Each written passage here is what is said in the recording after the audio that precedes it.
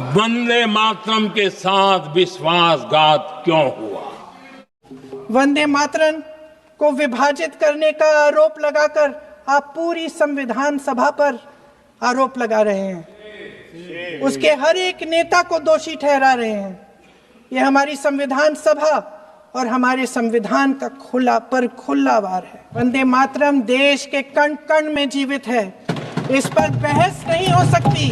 वंदे मातरम की जो सालगिरह पे आपने एक बड़ा कार्यक्रम आयोजित किया था, उसमें प्रधानमंत्री जी ने भाषण दिया।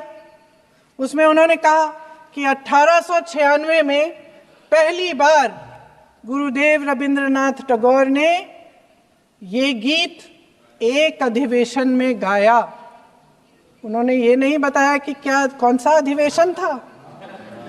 महासभा, हिंदू महासभा का अधिवेशन था, आरएसएस का अधिवेशन था।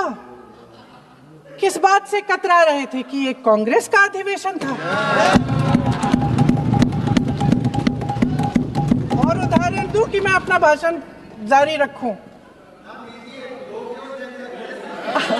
दे रही हूं। 1937 में नेताजी सुभाष चंद्र बोस कांग्रेस का अधिवेशन कलकत्ता में होने जा रहा था, उसका आयोजन कर रहे थे। तो जो मोदी जी ने पत्र सुनाया सदन में 20 अक्टूबर का और कहा कि जवाहरलाल नेहरू जी ने नेताजी को ये चिट्ठी लिखी और ये कहा कि इस पर चर्चा होनी चाहिए, उससे पहले 3 दिन पहले नेताजी सुभाष चंद्र बोस ने पंडित जवाहरलाल नेहरू को एक चिट्ठी लिखी थी, जिसका जिक्र आपके प्रधानमंत्री ने नहीं किया। और इस चिट्ठी में सुन लीजिएगा,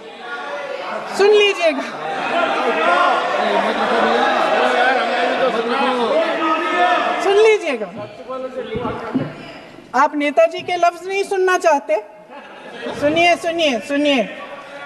सुनिए। हाँ, कोई बात नहीं, हम तो देश के लिए हैं। हम देश के लिए हैं, आप चुनाव के लिए हैं, हम देश के लिए हैं। हम जितने भी चुनाव हारे, हम यहाँ बैठे रहेंगे और आपसे लड़ते रहेंगे और आपकी विचारधारा से लड़ते रहेंगे।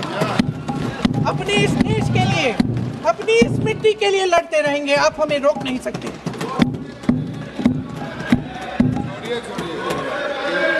सुन लीजिए सुभाष चंद्र बोस जी ने क्या कहा, सुन लीजिए। My dear Jawahar, reference Vande Mataram. We shall have a talk in Calcutta and also discuss the question in the working committee if you bring it up there. I have written to Dr. Tagore to discuss this matter with you when you visit Santi Niketan. Please do not forget to have a talk with him when you visit Santi Niketan. ये 17 अक्टूबर को लिखी जाती है। 10 अक्टूबर को नेहरू जी इसका जवाब देते हैं और और 20 अक्टूबर को, हाँ ठीक है, 20 अक्टूबर को नेहरू जी इसका जवाब देते हैं। इस जवाब की एक पंक्ति प्रधानमंत्री जी ने सुनाई, बाकी पंक्तियां क्यों नहीं सुनाई? क्योंकि उनमें नेहरू जी क्या कह रहे हैं? There is no doubt that the present outcry against Vande Mataram is to a large extent a manufactured one by the communalists.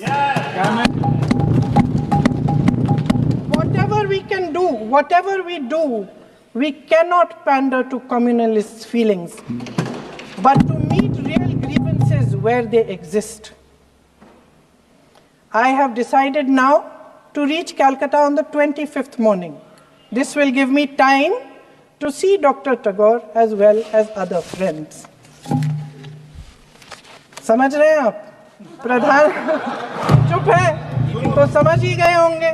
फिर क्या होता है? फिर नेहरू जी कलकत्ता जाते हैं और गुरुदेव जी से मिलते हैं। इसके बाद 28 अक्टूबर 1937 में कांग्रेस की कार्य समिति ने अपने प्रस्ताव में वंदे मातरम को राष्ट्रगीत घोषित किया। उन्हीं दो अंतरों को कार्य समिति की बैठक में महात्मा गांधी जी, नेताजी सुभाष चंद्र बोस, पंडित नेहरू, आचार्य नरेंद्र देव जी, सरदार पटेल जी, गुरुदेव रविंद्रनाथ टैगोर जी सब मौजूद थे।